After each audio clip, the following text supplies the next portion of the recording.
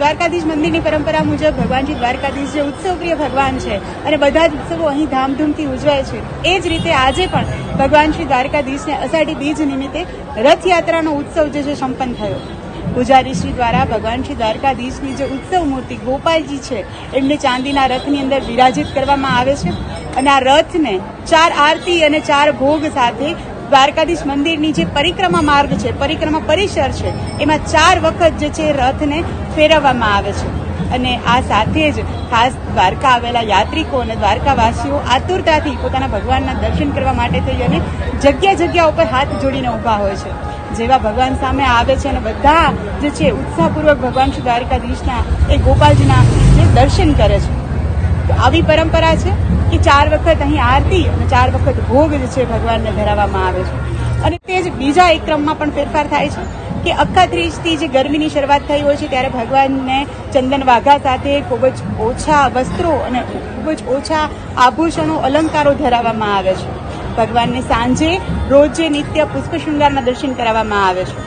પરંતુ આજે અષાઢી બીજથી હવે ભગવાન ફૂલ આખા વસ્ત્ર ધારણ કરે છે, ફૂલ આખા શણગાર અને અલંકારો જે છે ધારણ કરે છે. હવે આજથી પુષ્પ શૃંગાર જે છે ભગવાનને કરવામાં નથી આવતા. તો આ એક સેવાક્રમનો પણ અષાઢી બીજ રથયાત્રાથી જે દ્વારકાધીશ મંદિરની અંદર ફેરફાર થાય છે. અને બીજું એ કે જ્યારે ભગવાન દ્વારકાધીશના રથને, ઠાકોરજીના રથને જ્યારે મંદિરના પરિક્રમા માર્ગમાં ફરવતા હોય છે ત્યારે ઠાકોરજીને ઠપકા રૂપે જે છે એ રથને કેટલીક જગ્યાઓ પર પૂજારીઓ દ્વારા ભટકાડવામાં આવે છે. કારણ કે એવી વિનંતી કરવામાં આવે છે, એવો ઠપકો મારવામાં આવે છે કે હવે અષાઢ મહિનો શરૂ થઈ ગયો છે અને અષાઢ મહિનાની અંદર તો ચોમાસું અને વરસાદ જોઈએ જ, તો જ ખેડૂતોની તો જ ખેતી જે છે એ શક્ય બને છે. માટે આ ધરતી જે છે હરિયાળી બને, ધન ધાન્ય ખીલે, એ માટે ભગવાનની વિનંતીના સ્વરૂપે, ઠપકા સ્વરૂપે કેટલીક જગ્યાએ રથને જે છે એ ભટકાડવામાં આવે છે. તો આ રીતની આખી જ દ્વારકાધીશ મંદિરની રથયાત્રાની પરંપરા હતી અને એ પરંપરા મુજબ ભગવાન શ્રી દ્વારકાધીશને આજે રથયાત્રાનો ઉત્સવ જે છે એ સંપન્ન થયો. અમે જામનગરથી આવી છું.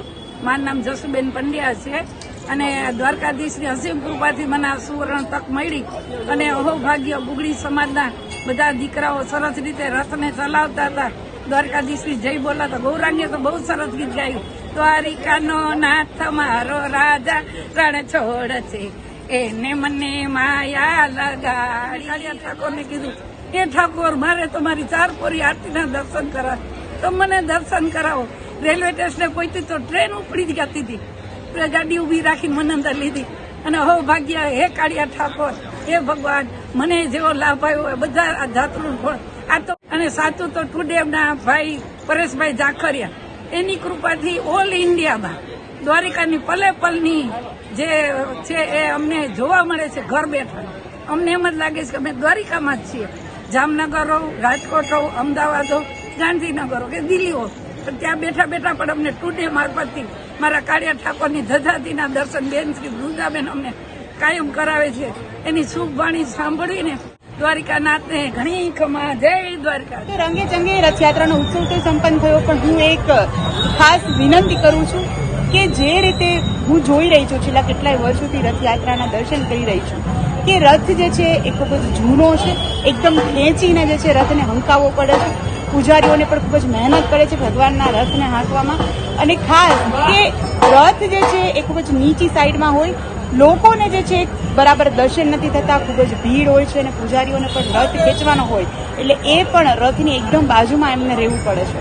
તો ખાસ એક વિનંતી છે કે જો દેવસ્થાન સમિતિ વતી, પૂજારી પરિવાર વતી અને સરકાર દ્વારા જે છે આ દ્વારકાધીશ મંદિરના રથની અંદર ફેરફાર કરવામાં આવે, રથ થોડો ઊંચો હોય કે લોકો અને બીજા બધા અન્ય જે દ્વારકાવાસીઓ અને યાત્રિકો જે છે દર્શન કરવા આવ્યા હોય છે રથયાત્રાના, તો એ શાંતિથી ભગવાનના દર્શન કરી શકે એવો જો રથ બનાવવામાં આવે એ માટે હું ખાસ વિનંતી કરું છું. કારણ કે હું છેલ્લા કેટલાક વર્ષોથી આ જોઉં છું અને મેં ઘણા એવા ઓફ સ્ક્રીન જે છે કેટલા એવા ભક્તોને સાંભળ્યા છે કે ભાઈ દર્શન નથી થતા કારણ કે એટલી ભીડ હોય છે, એટલી ગીચતા હોય છે.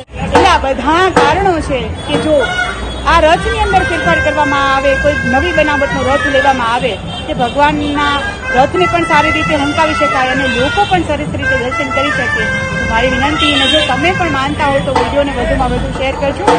દ્વારકાથી આવી જ માહિતીઓ માટે થઈને લાઈક, કોમેન્ટ અને શેર. દ્વારકા ટુડે, વૃંદા કાઢ્યા સૌને જય દ્વારકા, જય જગન્નાથ.